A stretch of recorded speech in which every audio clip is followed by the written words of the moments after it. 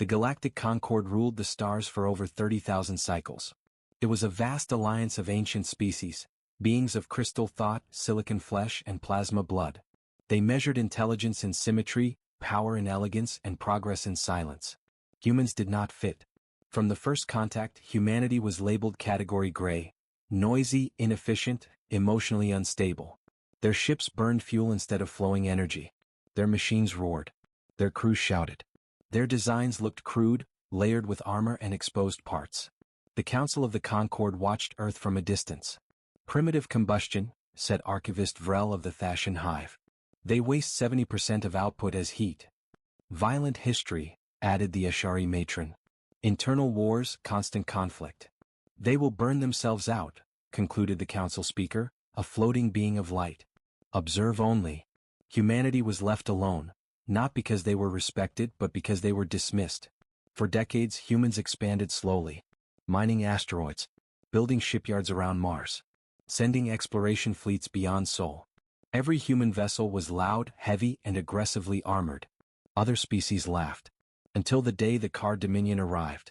The Car were conquerors, tall, blade-limbed creatures wrapped in living armor. Their ships moved like predators, silent and precise. They shattered weaker civilizations and absorbed their resources. When Car scouts reached human space, they expected easy prey. What they found confused them. Human patrol ships did not retreat. They accelerated. Car commanders watched sensor feeds in disbelief as crude-looking human vessels pushed their engines far beyond safe parameters. Reactors screamed. Hulls glowed red. The humans did not slow down. They are overloading, a Car tactician hissed. They will tear themselves apart. Instead, the human ships rammed the Car scouts at relativistic speed. The explosion was visible from orbit. The Car retreated, stunned. No species sacrificed ships so casually. No engines were meant to be pushed like that. Back on Earth, Admiral Elias Rowan watched the battle replay in silence. Send the message, he said calmly. What message, sir? An officer asked. Rowan's eyes were cold. We're not prey. Across the galaxy, ancient eyes began to watch humanity more closely. They still did not understand. They soon would. Part 2, Galactic Laughter. The Concord Council convened in emergency session. Holograms flickered as delegates spoke at once. The Car lost 3 scout vessels. To ramming? To engine failure and collision. Laughter rippled through the chamber. They destroyed themselves, said the crystalline Leth archivist. Predictable. But not all were amused. A quiet observer sat apart from the council, a being known as Seer Tal, ancient even by Concord standards. Humans are not foolish, Tal said softly. They are desperate. Desperate species die quickly, the speaker replied. Meanwhile, the Car Dominion prepared a punitive strike. A full invasion fleet emerged near Jupiter. Human telescopes saw them instantly. Alarms rang across Earth, Mars, and the Belt. Human ships launched in waves, battleships, carriers, and strange new vessels never before seen. At the center of the human formation was the UNV Indomitable, a massive ship wrapped in layered armor and engine arrays like a spine of fire. Car commanders scoffed. So many engines, one said. Why? The answer came when the battle began. Human ships did not maneuver delicately. They charged. Their engines flared white-hot, dumping power far beyond normal limits. Shockwaves rippled through space. Sensors across the system screamed with interference. Car weapons struck human hulls, but the ships did not break. They pushed forward, engines screaming louder, hotter. Then the humans did something no one had ever done. They burned their engines as weapons. Human vessels redirected exhaust plasma directly into Car formations. Entire squadrons were incinerated by raw propulsion output. This is impossible, a Car admiral roared. Engines are not weapons. A human captain laughed over open comms. They are if you don't care what breaks.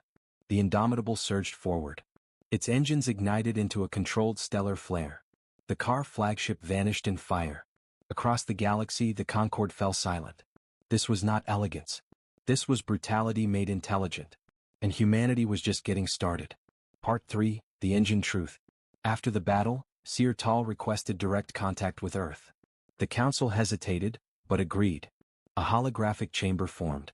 On one side stood human leaders in military uniforms. On the other floated the ancient alien Seer. You use engines incorrectly, Tal said. Admiral Rowan smiled faintly.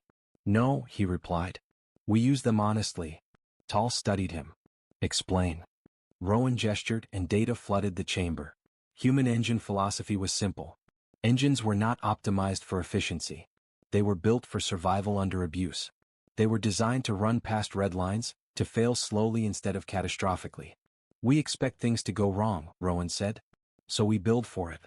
Human reactors had triple redundancies, manual overrides and emergency brute force modes. Their ships could fly half destroyed. Their engines could be burned, starved or flooded, and still push. You waste energy, Tal said. We convert it into options, Rowan answered. The seer was silent. Elsewhere the car Dominion reeled. Their losses were severe. For the first time in their history they hesitated. Human fleets did not pursue immediately. Instead they rebuilt. Faster. Stronger. New engines rolled out, larger, louder, more dangerous. Engineers worked around the clock, fueled by fear and determination. A young engineer looked at a blueprint and whispered, "This thing will tear itself apart." Her supervisor nodded. "Only if we let it." The Concorde began to worry. Humanity was not just surviving. They were learning at terrifying speed. Part 4, The Politics of Fear. The Concorde fractured. Some species demanded preemptive action. Humans are destabilizing galactic norms, argued the Ashari. They weaponize recklessness. Others urge diplomacy. They fight because they must, Seer Tal said. Not because they desire conquest. The Car Dominion made its move. They sent an envoy, not for peace but for intimidation. The Car ambassador stood before human leaders, blades folded in false courtesy. "Submit," it hissed. "Your engines burn brightly, but briefly." Admiral Rowan leaned forward. "You haven't seen briefly yet." The humans activated a projection. Test range. A single human ship. Its engines ignited. Power climbed past safe limits. Past known limits. Space warped. Then the ship vanished, and reappeared light minutes away. The Concorde gasped. "Impossible," whispered the ambassador. Rowan's voice was calm. "We stopped caring about engine lifespan. We started caring about winning." The car envoy said nothing. Fear spread like wildfire. Part 5, The War of Burning Stars. The car attacked anyway. Their full armada surged toward Earth. Human fleets met them halfway. The battle lit the void like a newborn galaxy. Human ships burned engines until hulls cracked, then burned them harder. Crews endured crushing forces. Ships lost sections and kept fighting. Car vessels were elegant. They shattered. Human engines roared like gods screaming defiance. One human captain shouted to his crew, blood floating in 0G. "Redline everything." The engineers screamed back, laughing hysterically. "They're already past redline." The engines ignited into pure fury. Human ships tore through car formations, not with finesse but unstoppable momentum. The car line broke. Then collapsed. Then fled. Part 6, Mercy. The car surrendered. Their remaining fleet powered down. A transmission echoed across the battlefield. "This is Car High Command," the voice trembled. "We request mercy." The galaxy froze. No species had ever heard those words from the car. Human leaders convened. Some demanded annihilation. Others stayed silent. Admiral Rowan spoke at last. "We know what it's like to be afraid," he said. "We learned it on our own planet." He opened a channel. "You attacked us," Rowan said. "You lost. We will not exterminate you." The car were stunned. "Why?" their leader asked. Rowan's answer was simple. "Because we don't need to." Part 7, The Age of Humanity. The war ended. The Concorde rewrote its doctrines. Humanity was no longer Category Gray. They were reclassified as apex variable species. Human engineers were invited across the galaxy. Their engines became legendary, not for efficiency but for resilience. Children of alien worlds learned a new phrase. If a human engine is still burning, the fight is not over. Seer Tal watched human ships depart Earth, engines blazing like artificial suns. "They are not the strongest," Tal said softly. "They are the ones who refuse to stop." Humanity did not rule the galaxy by fear. They ruled it by one terrifying truth. They could always push harder. And if the universe pushed back, humanity would burn through it. The Galactic Concorde did not fear humanity. It mocked them. Within the Great Hall of Echoes, where stars were mapped in living light and time itself bent gently around ancient minds, the Concorde Council gathered. Dozens of species were present. some physical, some energy-based, some existing only as mathematical projections. At the center floated the council speaker, a being made of condensed photons. The Car Scout losses confirmed, the speaker announced. 3 vessels destroyed in Sol-adjacent space. A ripple of amusement passed through the chamber. Destroyed? Clicked a Silicon delegate. By humans? Yes, replied the speaker. By collision and reactor overload. Laughter followed. Actual laughter, something rare among such old species. They rammed them, scoffed the Ashari matron. That is not warfare. That is panic. Humans have always relied on brute force, said the Leth archivist. Their entire history is built on excessive reaction.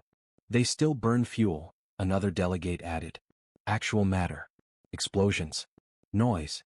The council speaker raised a beam of light, signaling silence. The humans are inefficient. Emotion-driven. Technologically loud. They lack refinement. Their engines bleed heat and radiation like wounded animals. The verdict was clear. Humanity was not a threat. Only one voice did not join the ridicule. Seer Tal hovered at the edge of the chamber, ancient eyes dim but focused. They did not ram out of panic, Tal said calmly. The laughter faded. They rammed, Tal continued, because they calculated they could survive it. The speaker turned. Your meaning? Tal's voice was slow, deliberate. No species builds ships expecting them to be destroyed. Except one that has learned survival through failure. The council dismissed the comment. Meanwhile, far from the Concorde's polished halls, the Car Dominion prepared its response. On the war moon Carval, blade-limbed commanders stood before a projection of human space. Their living armor rippled with irritation. They insult us, snarled Warlord Shakor. They dare damage our scouts. A minor species, another hissed. Their ships are crude. They rammed us, Shakor repeated. That is madness. No, said the Car strategist, eyes narrowing.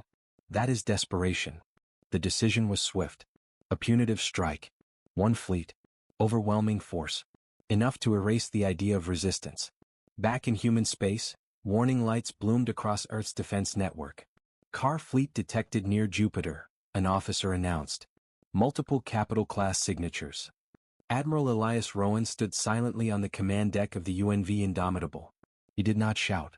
He did not panic. How long? He asked. 4 hours to engagement range. Rowan nodded. Alert all task forces. Activate burn protocol. The word sent a ripple through the bridge. Burn protocol was not meant for drills. Engineers swallowed hard. Pilots clenched their fists. Across human space, shipyards came alive. Armor plates were welded thicker. Reactor safeties were disabled, manually overridden by human hands. Engineers signed their names on engine housings, a quiet tradition. If it failed on their work. As the Car fleet advanced, they scanned human ships forming a defensive line near Mars. Car sensors showed chaos. Radiation spikes. Engine fluctuations. Structural stress readings off the charts. They are killing their own ships, a Car commander said with satisfaction. Let them, Shakor replied. They will break before we fire. Then the human engines ignited. Not smoothly. Violently. Space rippled as dozens of human ships surged forward at acceleration rates no Concorde vessel would ever allow. Hulls glowed red. Engine exhaust burned blue-white, dumping raw plasma into the void. What are they doing? A Car tactician hissed. They are exceeding design limits. The human fleet did not slow. They howled through space. Car weapons opened fire, elegant beams slicing forward. Human shields failed. Human armor cracked. Human ships kept coming. They should be dead, a Car officer screamed. On the Indomitable, alarms blared. Port engine overheating. Structural failure on deck 7. Rowan's voice was calm. Divert power. Feed the burn. But sir. Do it. The engine screamed louder. Human ships slammed into Car formations, not randomly but precisely. Engine exhaust flared directly into enemy hulls, melting armor never meant to face such raw force. Car vessels began to die. Not from weapons. From proximity. This is not combat doctrine. Shakor roared. A human voice cut across open comms, clear, unfiltered. This is survival. The Car fleet began to retreat. And across the galaxy, ancient observers stopped laughing. Because they realized something too late. Human engines were not built to last. They were built to win first and survive the wreckage later. And humanity had only just begun to burn. For the first time in 30,000 cycles, the Galactic Concord did not adjourn in confidence. They adjourned in silence. The recordings from the Soul battle replayed again and again inside the Hall of Echoes. Human ships burned like wounded stars, engines flaring far beyond safe output. Hulls fractured. Systems failed. Crews should have died. But the ships kept moving. They are violating every principle of advanced engineering, the Leth archivist whispered. No species allows that level of stress, said the Ashari matron. Engines are sacred systems. They must be protected. Seer Tal watched without blinking. You misunderstand, Tal said. To humans, engines are not sacred. The council speaker turned, light flickering uneasily. Then what are they? Tal's answer was quiet. They are promises. The Concord authorized first formal contact, not with diplomats but with observers. A single envoy ship entered human space under neutral banners. It was escorted to Earth orbit, where it hung silently above a blue planet filled with noise, weather and restless life. Inside the human command center, Admiral Elias Rowan stood before the projection of the alien envoy. You wanted to understand our engines, Rowan said. So we'll show you. The observers expected data files. Instead, Rowan invited them to watch. A test range was prepared near the moon.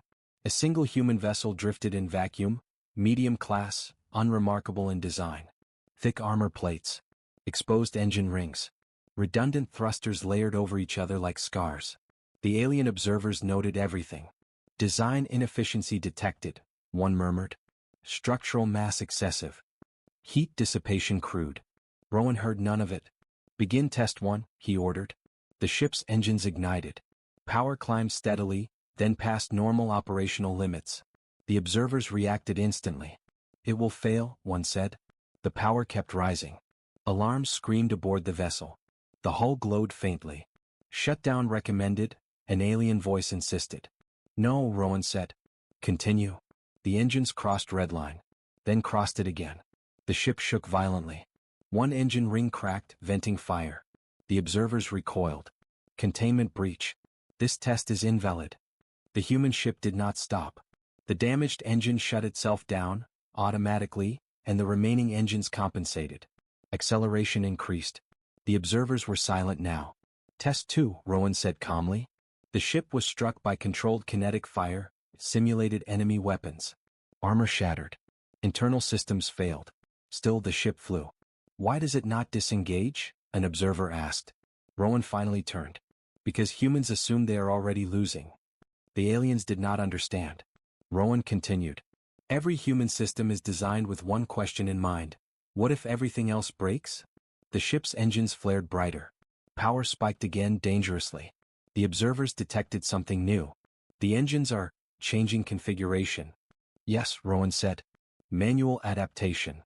Human engineers aboard the vessel were physically rerouting power, cutting safeties, making decisions in seconds that no AI was allowed to make. You let individuals override core logic? The envoy demanded. Rowan nodded. Because logic doesn't feel fear, he said. People do. The final test began. Burn mode, Rowan ordered. The words sent a ripple through the chamber. The ship's engines ignited into something unnatural. Not smooth thrust. A violent eruption. Space bent.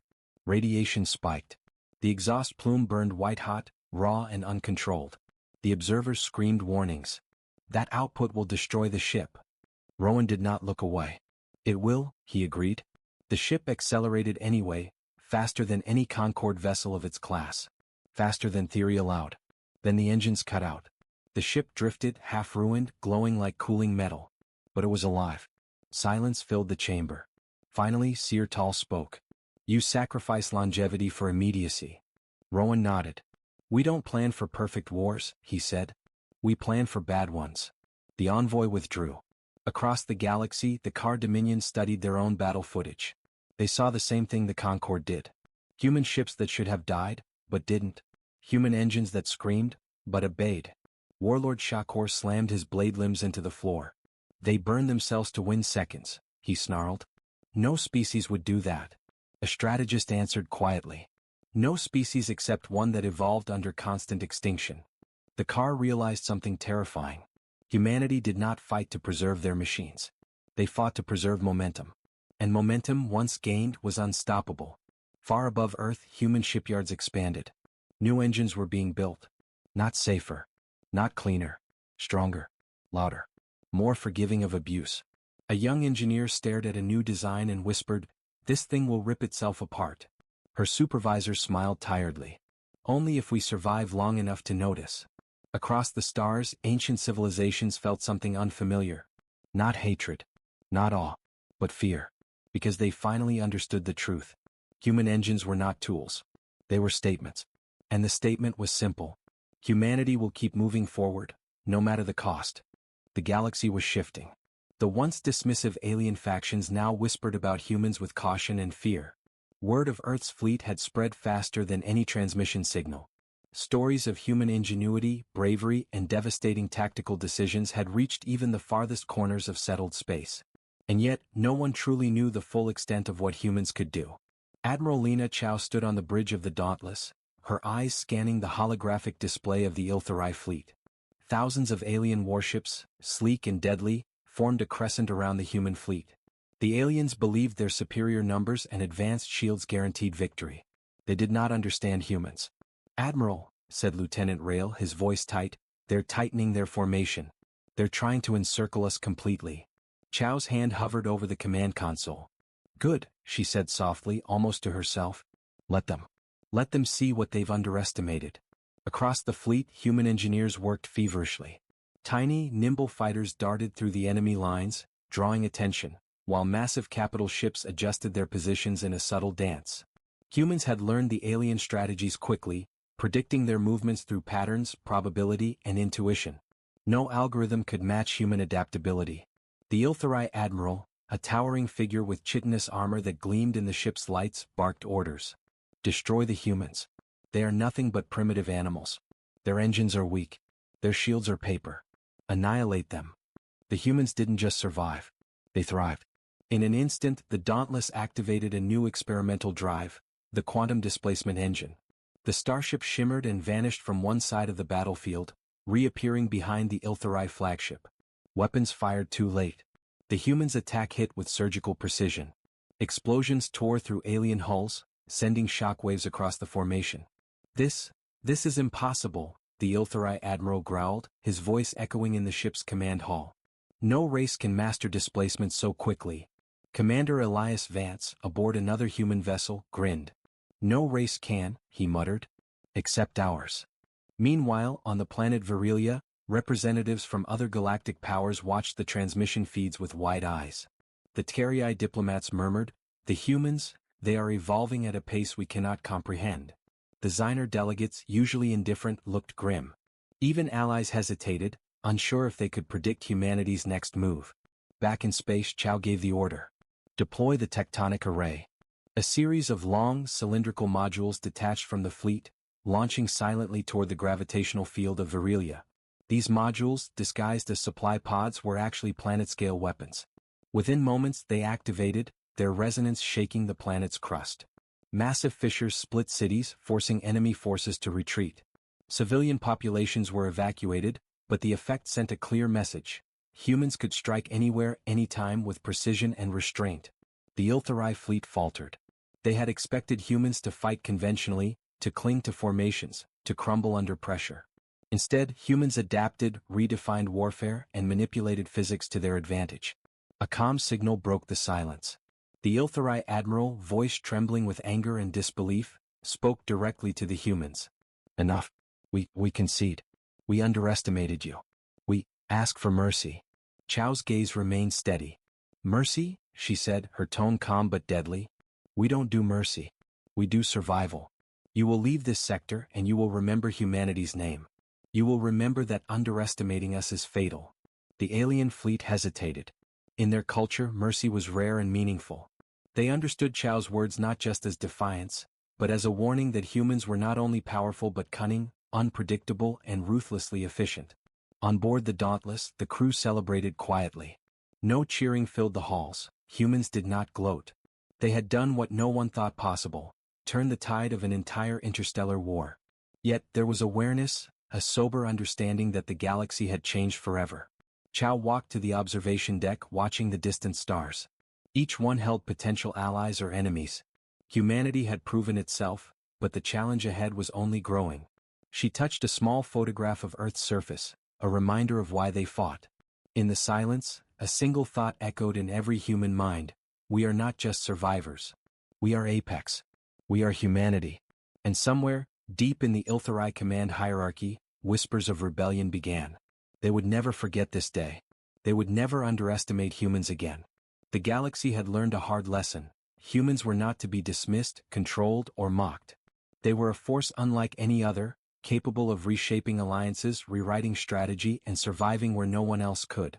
As the fleet jumped to hyperspace, leaving stunned enemies behind, Chow turned to her crew. Prepare for the next challenge. The galaxy will test us again. And when it does, we will rise stronger than ever. The humans' legend was only beginning. The galaxy was quiet, but it was a deceptive calm. The Ilthari had retreated, nursing their wounds and their pride, but other powers were watching closely. Humanity's sudden dominance was no longer a rumor. It was a living, moving reality that challenged every assumption about civilization, technology, and strategy. On the bridge of the Dauntless, Admiral Lena Chow stared at the star maps. Red blips indicated pockets of alien activity that had grown bold during humanity's absence. The humans had forced the Ilthari to retreat, but the universe was filled with other predators. Some patient, some cunning, and some entirely alien in ways humans had yet to imagine. "Admiral, we've intercepted a signal," said Lieutenant Rail, his fingers flying across the console. "It's encrypted in layers, 3 distinct codes. Whoever sent this knows the Ilthari's defeat and wants to gauge our response." Chow's brow furrowed. "Decrypt it. I want every detail. And bring me the Strategic Council." Minutes later, the message was clear. It was from a species unknown to humans, the Hive Collective. The transmission flickered across the bridge, revealing an enormous, insectoid network of ships connected like a living web. The voice of the Hive was not one individual, but a chorus, a hive mind projection that sent shivers down the spines of even hardened human officers. "You are intriguing," the Hive intoned, their tone cold and alien. "Primitive yet audacious. You wield engines and weapons that defy our expectations. The galaxy is ours to govern, but you have sparked interest.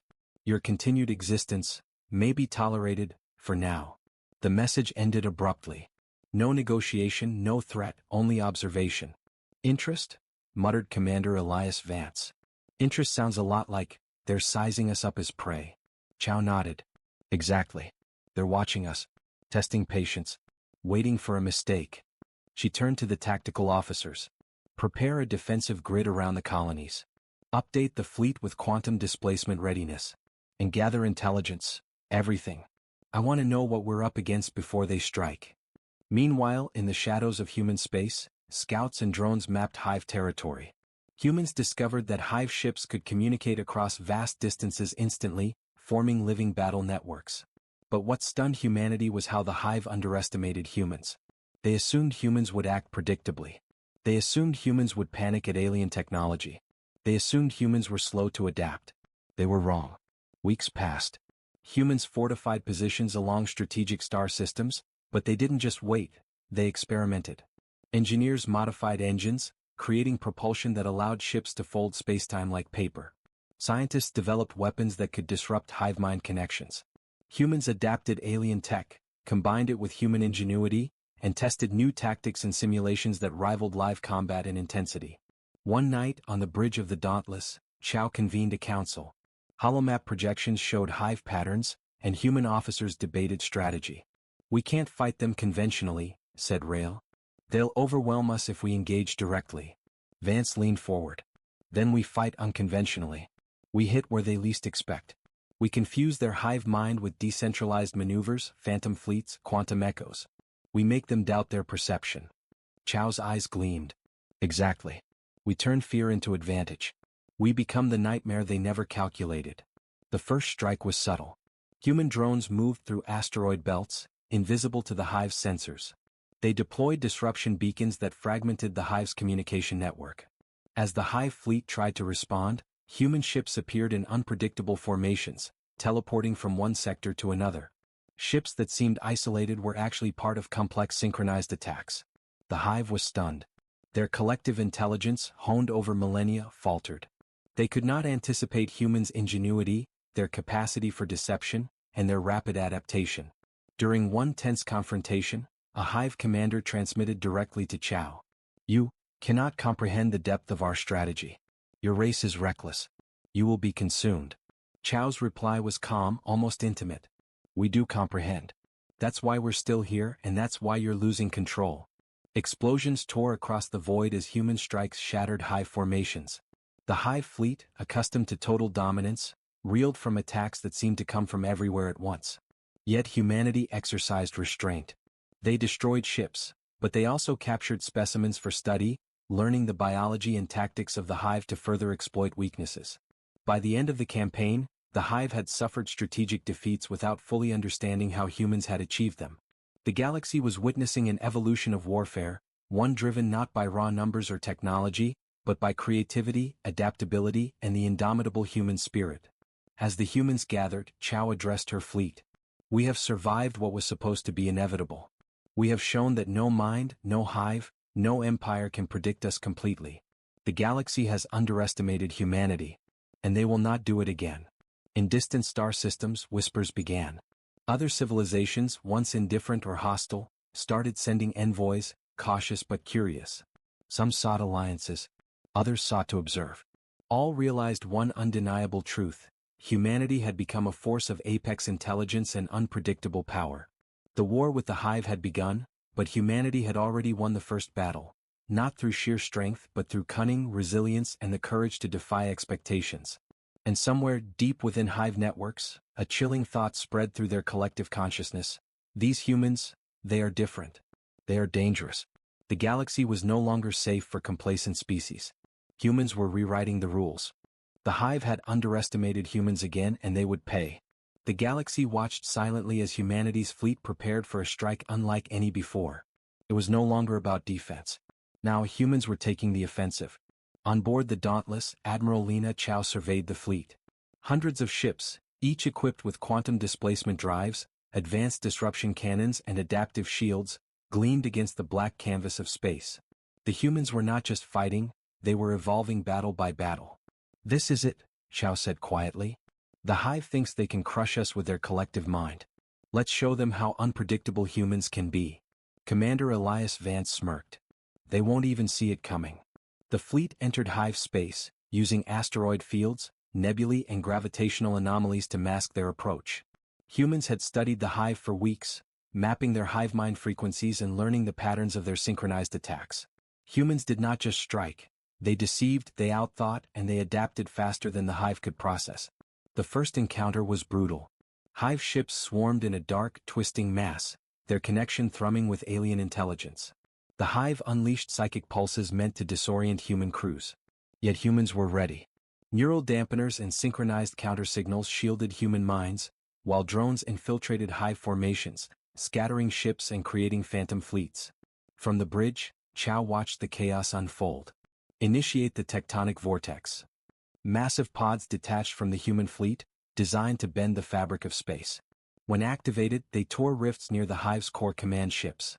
The ripple effects were devastating. Ships were ripped apart or thrown into isolated voids, and the hive's coordinated control began to crumble. In a bold maneuver, Vance led a strike team directly into the heart of the hive network. "We hit their nexus," he said over comms. "Disrupt their core, permanently." The hive commander, sensing the intrusion, sent a chilling transmission. "Your race cannot comprehend the unity of the hive. You are insignificant. You will be consumed." Vance's reply was calm, deadly. "We comprehend perfectly. And that's why you're losing." The attack was surgical.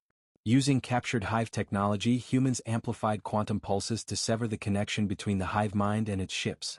Entire squadrons of hive fighters became inert, floating uselessly in space. The humans advanced relentlessly, their strategy precise and brutal. On distant planets, galactic powers observed in awe. The Tkerii, who had doubted humanity, murmured, "No species has adapted so quickly. No strategy can counter theirs. Humanity is apex." Even neutral observers began reconsidering alliances, realizing that the humans' rise was not temporary, it was permanent. Despite the success, the battle was not without sacrifice. Human ships were lost, brave crews gave their lives, and entire sectors of space were scarred by the conflict. But each loss taught humans more about the Hive, making them stronger and more prepared. Finally, the Hive attempted one last desperate maneuver, collapsing multiple hyperspace lanes to trap the humans inside their territory. Chow anticipated it. "Deploy the quantum mirrors," she commanded. Massive arrays reflected the collapsing hyperspace lanes, creating mirrored pathways that allowed human ships to escape while disorienting Hive forces. The Hive fleet was thrown into disarray. Ships collided, engines overloaded, and their once mighty network fractured. The Hive commander, now desperate, sent a final transmission.